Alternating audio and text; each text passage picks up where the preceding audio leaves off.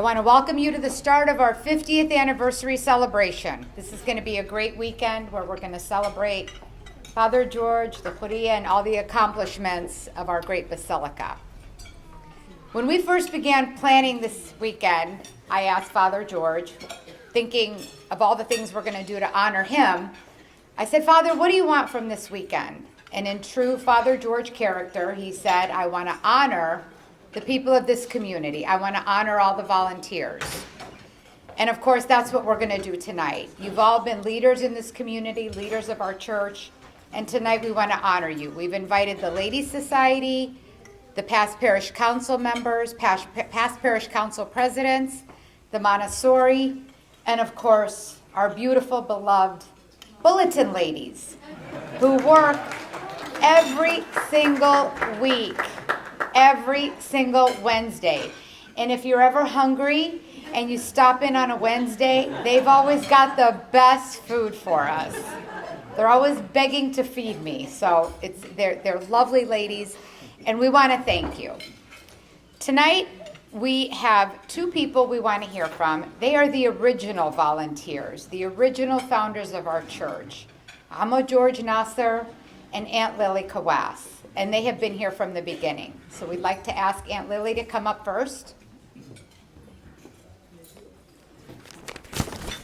Good evening, Sayyidina Bishop Anthony, Father George, and Nuhed, clergy, parishioners, and guests. As one of the earliest members of St. Mary's, whose members of the old-timers sadly is diminishing, I was asked to reflect briefly on our early years with Father George and our church. These are my personal recollections. 50 years ago, we heard through the grapevine that a new priest from the old country is in town to establish an Orthodox church on the west side of the Detroit area, being more convenient for us than driving all the way to St. George's on the east side. My husband Naim and I decided to check it out. At that time, this newborn church was allowed to use St. Innocent's Church during its off hours. Like everyone in attendance, we went, we saw, and never left, never turned away. We saw Father George, a personable, enthusiastic young priest, full of fervor, a newlywed in his early 20s with a lovely young wife, Nuhed. His imperfect English and newness to the American way of life made everyone rally around him. Orthodox people who rarely went to church became ardent parishioners. As a good shepherd and an inspirational leader, he motivated the young congregation of Orthodox Christians from various Middle Eastern countries to join and work together towards the common good. Soon after, we moved to Mount Hope Church, needing more space for our activities, fundraisers, and Sunday school. The churches we used did not charge us any rent. However, we thankfully reciprocated with donations as we moved to our own church a few years later. It took a great deal of effort and determination to build the church. But with Father George's guidance and the hard work of the parishioners, and in particular, the group that Father always recognizes and refers to as the founders, they steered us through the intricacies of buying land and building a church in 1977.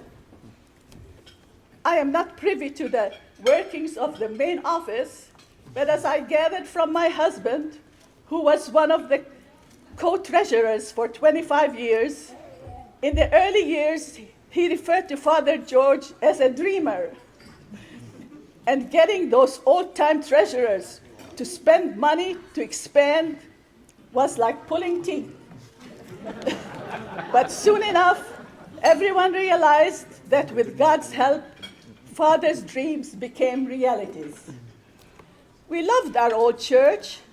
It served our purpose for over 25 years, until one night it went up in flames. As many of us gathered in shock and sorrow at Father's and Nuhad's old home on these premises, he comforted us and assured us that with God's help, we will build back better. And indeed, we did. As you look now at the expanded building, this fabulous cultural center, and in glory to God, our Basilica, the jewel in the crown. This weekend, you will hear from many knowledgeable people about the ensuing years and how Father George, in addition to being our guide and compass, deservedly became a religious and civic leader in the entire Detroit metropolitan area. On a personal level, all of us regard Father George as our good and faithful shepherd. We love and respect him. He prays with us and for us, celebrates with us, laughs with us, baptizes our children, officiates their weddings, visits us when sick, and comforts us in our sorrow.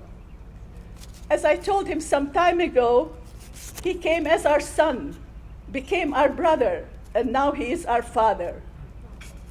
And as a good father, he has an unusual ability to remember almost everyone's name as he greets them after Sunday service.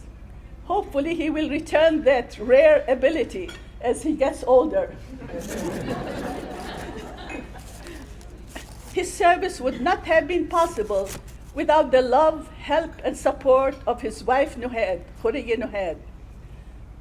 While raising 4 kids, she always opened her home and welcomed us. We thank her for being Father's right hand. And how can we not proudly recognize all the deacons, subdeacons, chanters, ushers, assistants, and of course the choir and its directors, who from the beginning were the integral part of the liturgy and all together serve the church every Sunday and in between. This weekend, you will hear at length how some years later, Father Jim King came into the life of our church as a youth minister and assistant priest. Father George recruited him after the revolving door of assistant priests did not work out. Father Jim has proven to be a perfect fit, hardworking, loved, and respected. And now, as we are breaking ground and dedicating on Sunday our long-awaited Miriam Center, some of us seniors want to reserve residence there. If you don't hurry up, we'll never make it. Hopefully it will be built in our lifetime. As a woman, I will be remiss if I don't give a shout out to all the women in our parish. From the beginning, the ladies have been the backbone of this church. Father George is well known for championing women and supporting the ladies as they founded the Ladies Society, the fundraising, the bake sales, the fashion shows, the Sunday school, Arabic school, Bible study group, the bulletin ladies, hi ladies, and senior heritage, and of course, and the youth programs, and very importantly, our outreach programs, all with the help and support of the men, of course. Father George always encouraged women to be members of the parish council, and as we have now, a woman parish council president, Nancy Gannam. Thank you, Father, in addition to everything else, for being an enlightened Renaissance priest. May God grant you and Nina many more happy and healthy years.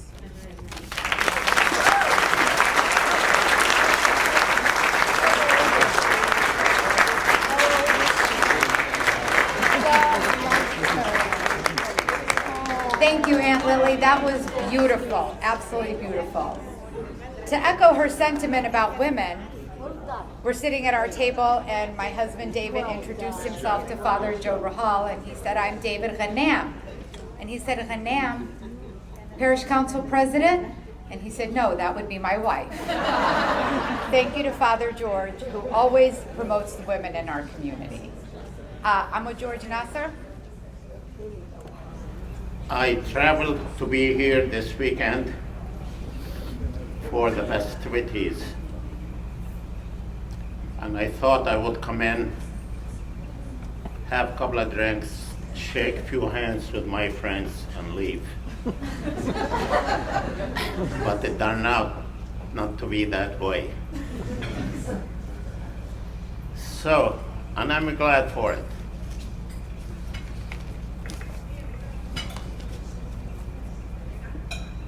His Grace Bishop Anthony, Father Joe Rahal, thank you so much. I need a little more light, I guess.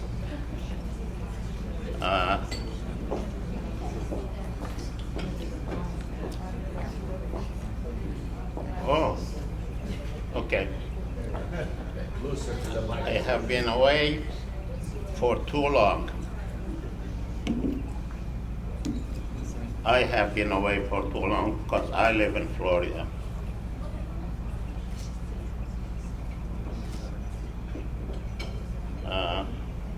So it's a pleasure to see so many familiar faces all here tonight,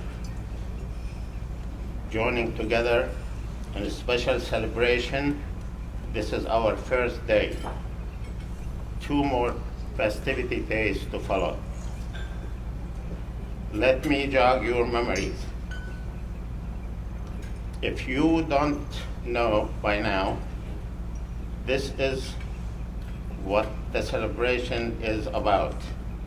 It's the 50th anniversary of St. Mary, as well as the 50th wedding anniversary of our beloved Pastor Father George and his dedicated wife, Nuhad.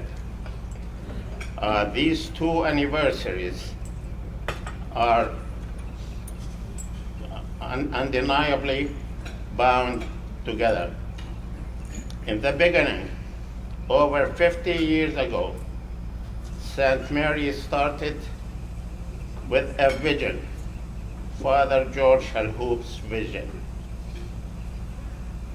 Realizing its importance, the successful bleeding Bush argued, conjured, and prayed until more and more people shared this vision. With the help and encouragement, he caused us to become believers, and we unconditionally supported the vision. Like all good things, it took time to develop and to grow. Standing with Father George was his bride, Nuhad. She had a sense, as most wives do, that the vision would succeed. And she gave Father George the support only a loving wife could provide. But for this reason, there is one important box that has to be checked. When you celebrate 50 years of success, it has to depend on so many people playing an important part, sometimes more than one part, such as the former members of the parish council, ladies' society, the building committee, the ushers, Sunday school teachers, the choir, the youth department, the readers, the secretaries. Surely an incomplete list. I'm sorry if I missed any. But this has been St. Mary's family project, and so many of you have contributed. Now, I thank you all for your service and dedication to St. Mary's vision. I personally have had the pleasure and challenge of being a fellow traveler with Father George and Noad and his vision right from the beginning. 1972, I remember that Father George in a prayer said, "I came to you and you came to me." Father George, you remember that? We came together praying to ask the Lord direction and where destiny would take us. In 1977, we completed our first small church. And I can report that at times it was very bumpy ride. But with the inspiration of Father George, we stayed the course. And reached the point where we could look back and count our accomplishments, but we can look back only for a short time. Only for a short time. And look again, because there is more to be done.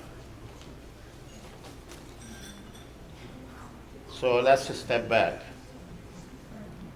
What do we have now? A church. No, not just a church, but rather the Basilica of St. Mary, architecturally designed and built with no equal, recognized by the late Metropolitan Philip as an important and priceless place of worship in the year 2002. Additionally, as a part of our church complex, we see also the St. Mary Cultural Center for banquets and conferences. But now, St. Mary has another brick and mortar project planned, the Mariam Center. It will consist of several important components.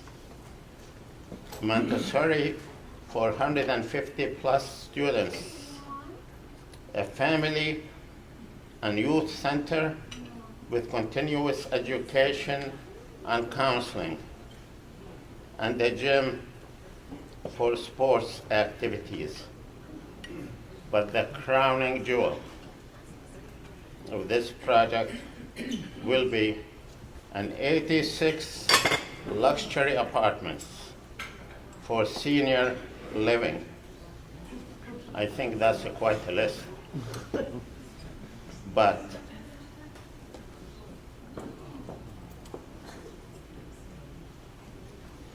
But we realize that successful completion for each of those projects is going to require serious and commitment, complimentary from you, all of us. All the details on this would come later.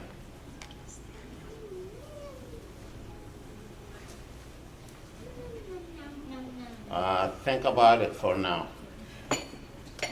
The Lord has been so good and generous to our church. It's nothing short of a miracle, and we know that our Lord is in the miracle business. Today represents a new beginning. Like Prime Minister Churchill reported after the D-Day invasion, when asked about the war winding down, he said, "I do not know the beginning of the end, or this is the end of the beginning."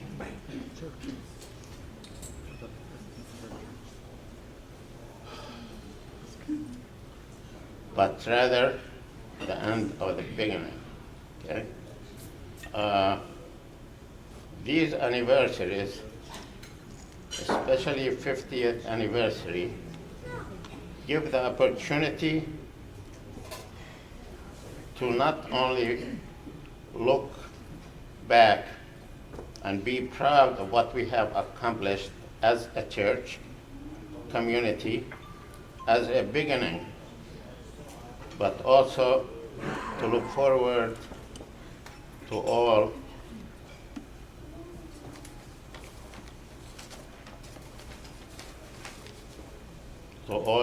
the blessing the Lord still holds for us if we only ask Him. As Father George leads us into doing His word. Father George, I want to say to you,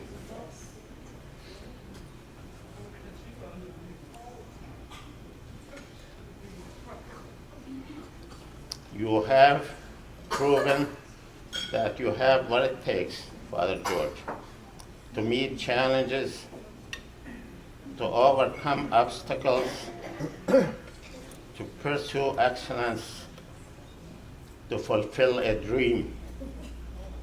Congratulations to you and Nohad on your well-deserved success. And now I will end with a small prayer.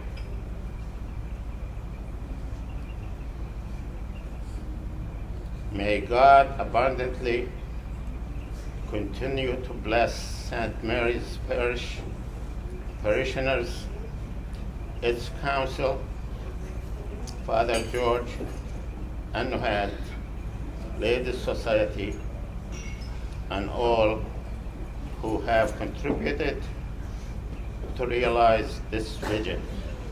And may God abundantly bless all who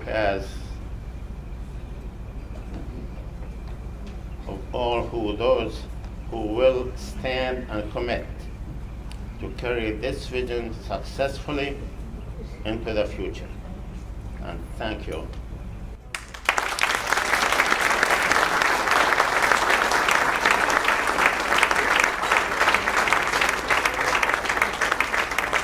Good night. Thank you so much, Aunt Lily and Amma George. We'd love to hear from our original founders. Now we will hear from Your Grace, Bishop Anthony. It's my honor to be here for this 50th anniversary of the church, Father's 50 years of the priesthood and 50 years in marriage to Nuhad, and with all of you. Thank you also for including me in this beautiful community. I love coming here on my own. But as I heard from these beautiful speeches, Father came as a son. He became our brother, and then he became our father.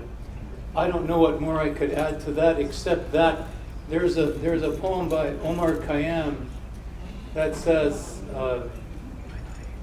the love is the only treasure that increases as you give it away.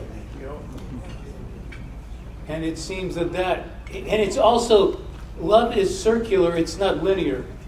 It always comes back to the heart that gives it. And if we as clergy can keep giving it, then we make that circle quicker and broader, so that everybody can be included within the community of the convictions of our faith. So, Father, thank you for all of that.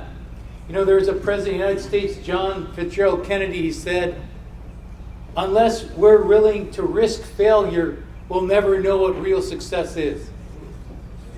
And if I think about all of you, maybe I shouldn't talk so much. Do you think I'm giving too much? Because you've already had all these speeches. And here I am, I'm getting more excited. I might keep you an hour now. But if you think about it, you came from other lands to make this land, because here in the Western world we have a lot of things. We have a lot of blessings, the technological and scientific innovations that make our lives comfortable. But unless we have the comforter, we can never stay comfortable. And when you brought your faith from wherever that was, so it can be here, we can make a lonely country a heavenly country. We can give our own community power to somebody that's lost in the shadows. And it seems to me that politics will never complete what piety begins. And with your prayers, and George just ended with the prayer, because I could say that prayer is the beginning and the end, as he said in his talk. And I know there are many wonderful, I get Father's messages. You know, there's never a person that passes that I don't know about, because he sends me all of that. Because there's no, the Lord is the Lord of the living and the dead. The community isn't just here on the earth. It includes all those who have gone before us to their rest. And you have brought yourself here so you can continually remember them there. And all the memorable services we do here. In the Greek, the word amnamnesis, to remember, means to bring forward. And as we go forward to take communion, they all come forward spiritually to take it with us. Well, that might be my third theme of my little speech here. But I was here, I believe, for the funeral for Evelyn, correct, Father? George's wife. And I had a sense that all of us belong together, even then. When I see him here giving the speech, with Father George always being here, it gives me as a bishop a sense of security too. That there isn't a place where Christ isn't. And every time I look at one of the faces that love him, behind them is the icon of our Lord. So every one of us is a window that we look through to see somebody behind us. How many of you have ever taken a picture and there are people in the background that you didn't know were there? And when you saw the picture, there they were. You know who's always in the background? So that he can put us in the foreground, so that we can have everyone on solid ground. That's our Lord Jesus Christ. All right. That's it.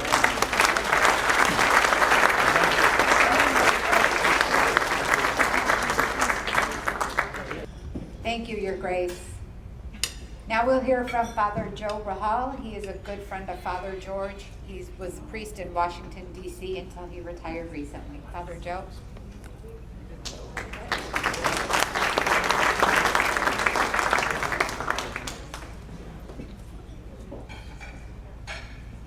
I'm so honored to be here for my friend, Father George. All you know about his accomplishment here, I don't want to say anything about it. I just want to let you know his accomplishment in the national and international level. I just wanted to also to know that the Basilica of St. Mary, in all our patriarchate, I visited all of them, all the cathedrals in Lebanon, Syria, in Europe. The only ones I didn't visit is South America. To let you know, this is the crown of all the churches that we have in our patriarchy. There is none in the whole patriarchate equal to the Basilica of St. Mary here. Actually, when it was consecrated, I was here at the groundbreaking, and I was here the consecration and all the steps. We asked Sayyidina Philip, may God rest his soul, to name it a cathedral. And at that time he said, no, we have one cathedral in Brooklyn, but Basilica would be more befitting. And that's how it came about. Also, Father George was teaching at the Antiochian village in our School of Theology. And I always accompanied him, because from Washington, D.C. to the village is only 3 hours drive, and we shared the room together. I wanted to know that in every year there is a graduation at the village of theological students. And always every year they introduce the faculty. And I always noticed, and to let you know, that as they introduce the faculty coming in, the students will be clapping as you are doing, sitting down. Only when Father George comes in, they give him standing, they stand, and they give him standing ovation. He's very well known in the whole archdiocese. Many students have graduated from under his hands. And even the communities, whether being Muslim, Jews, or Christian, they know him throughout the United States. His name is very well known. In Washington, D.C., several times came to Washington and went to the White House. He was invited so many times to the officials of Washington, D.C. And that's the character that was dedicated to the command of Christ. Just before Christ ascended into heaven, he told his disciples, go and teach all nations, baptizing them in the name of Father, Son, and Holy Spirit. And this is the command that Father George lived by. And I'm humbled and honored to say that he is my friend. Thank you.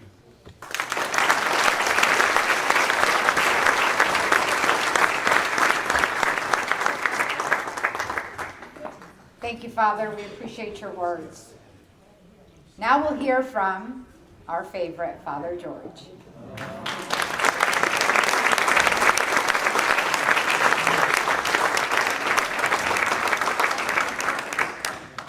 Well, I want to thank the founding fathers and mother, Lily and Gawaz and George Nasser, as they present us with the pictures of the past. I remember when Archbishop Michael asked me, where would you like to go as a young priest? He offered me churches in different places. But he said, would you want to go to Livonia's area? I asked him, do they have a church? He said, no. I said, do they have money? He said, no. Do they have parishioners? He said, no. I said, that's the church I take. So a few years back, he said, why in the world you accepted to go to a place that there was nothing? I said, because if I failed, they will not blame me. Another story is George and Lily mentioned to it. In the early days, I had a rough time dealing with our godfathers, our elderly. And they will always come to us next door and visit with us. And Nuhad, I cannot really say much. You know who she is. She always welcomed them. So one time I said something when we were at Mat Hope. There was a memorial service and everybody was talking in the church. So I asked one of the altar boy, I said, how can you tell him, please be quiet? And he said, tell him to shut up. I beat the crap out of this guy. So it took me 3 years. It took me 3 years to gain their love and respect because they are my older. So one day they had an emergency meeting at the late Abdul Noor's house. And all the Awad Khamis and Isa Khoury and all the Isa Ghannam and Saeed Ghannam and all the family, the Ansara and the slaves, they came there and they invited me, asking the bishop to remove me. I didn't understand what they were talking about. So he said, well, do you have a church? They told him no. Do you pay any money for the priest? He said, we have no money. He said, if I were you, I'll keep him. He's a cheap labor. I thank you and I love you from my heart.